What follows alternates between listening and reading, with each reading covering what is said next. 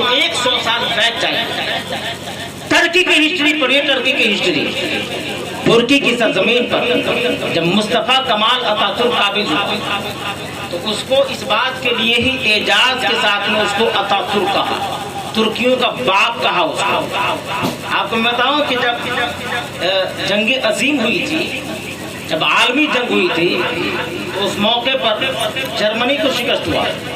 Europe نے جیتا تھا، اور پھر مصطفیٰ کمال اتا ترک کے ہاتھ میں ترکی کا باغو توڑ دیا تھا۔ اس نے کیا کیا؟ ترکی پہ قابض ہونے کے بعد میں اعلان کر دیا کہ قرآن شریف کی تعلیم نہیں دی جائے گی، مدرسے پہ تالے لگیں، مساجد بند کیے جائیں، خانقاہیں بند کیے جائیں، تعلیمی درسگاہ کوئی نہیں لگا سکتا، دین مصطفیٰ کی تعلیم کوئی نہیں دے سکتا۔ پابندی گورنمنٹ کی طرف سے، حکومت کی طرف سے یہ پابندی، مدرسہ بند، مسجد بند، تعلیم گاہیں بند،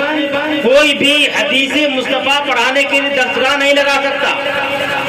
بھائی صاحب یہ ہوائی تاریخ نہیں، اسی دنیا کی تاریخ، 100 سال کی تاریخ ہے۔ ترکی میں جب ایسے عالم ایسی پوزیشن ہو گئی کہ اذان دینے پر پابندی، ارے ابھی اذان سے پابندی ہٹی ہے، ابھی قرآن پڑھنے سے پابندی ہٹی ہے ترکی میں۔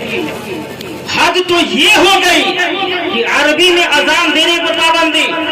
قرآن شریف پڑھنے پر پابندی، تمام چیزوں پر جب پابندی لگی نا، تب مسلمانوں کے رہنما کو سمجھ میں آیا کہ یا اللہ، اگر یہ سلسلہ دراز ہوا دراز، تب تو دین علم مصطفیٰ کا چراغ بجھ جائے گا، جب تو علم مصطفیٰ کا چراغ بجھ جائے گا۔ ابھی تو 1.5 سال کا عرصہ گزرا نا، حالات یہاں کے مختلف نہیں ہیں، اس لیے ہوش کے ناخن اگر مسلمانوں نے نہیں دیا تو پھر اسم کی سرزمین پہ جو دستک دے رہی ہے نا گورنمنٹ کی طرف سے مدرسے کو بند کرنے کے لیے اور اس کو عمومی درسگاہ بنانے کی جو دستک ہمارے یہاں سے آ رہی ہے، ایک کونے سے آ رہی ہے، یہ پورے ملک میں پھیلے گا، وہ دن دور نہیں ہے، وہ دن دور نہیں ہے۔ یہ 1.5 سال کا عرصہ گزرا، 50% طلبہ، 50% اسٹوڈنٹ نے تعلیم موقوف کر دیا، 100 سال کا زمانہ پابندی کا گزرا ترکیوں پر، لیکن قربان جائیے عاشق مصطفیٰ۔ ایک بندہ ایسے ماحول میں کھڑا ہوتا ہے اور کھڑا ہونے کے بعد میں تنہا مسجد میں نماز پڑھنا شروع کیا، سبحان اللہ، تنہا نماز پڑھا، تنہا۔ شیخ آفندی کی یہ تاریخ ہے کہ 18 سال تک تنہا مسجد میں نماز پڑھا، لوگوں کو بلایا، لوگوں آ جاؤ مسجد کی طرف، لوگ ساتھ نہیں گئے۔ اور اس بندے خدا نے جب علم مصطفیٰ کا چراغ جلایا تو اس بندے نے کھیت میں جا کر کے بچے کو پڑھایا۔ گورنمنٹ کی طرف سے پابندی تھی، درسگاہ مصطفیٰ نہیں سجے گی، چند بچوں کو لیتے تھے اور لینے کے بعد کام کرنے کے بہانے کھیت میں دھان روپنے، گیہوں کی بوائی کرنے بچے کو لے کے گئے۔ گورنمنٹ کا پولیس جب وہاں پہنچتا تو سب کام میں لگ جاتے، اور جب وہاں سے وہ چلا جاتا تو انگلی کے اشارے پر انہوں نے پہنچی کو پڑھایا، علی باتاسا کو پڑھایا، انگلی کے اشارے پر انہوں نے 9 اور 10 کو پڑھایا۔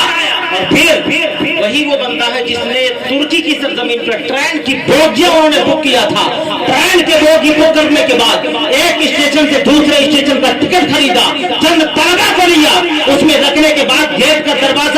دروازے کو لاک کیا اور اپنے طلبہ کو ٹرین کے بوگیوں میں اس نے پڑھایا۔ ایک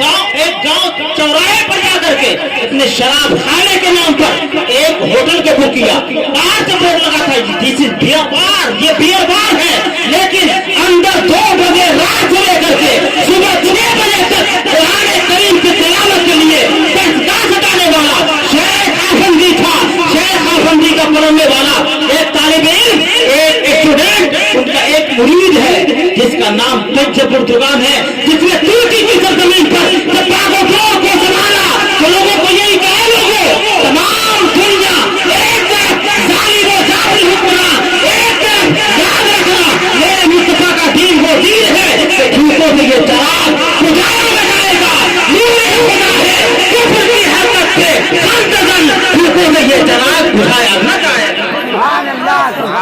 اس لیے اگر چاہتے کہ ہمارے بچے سمجھ جائیں تو اپنے گھر کو آپ تعلیم گاہ بنائیں، باہر سے کوئی دیکھنے کے لیے نہ ہے کہ بھائی صاحب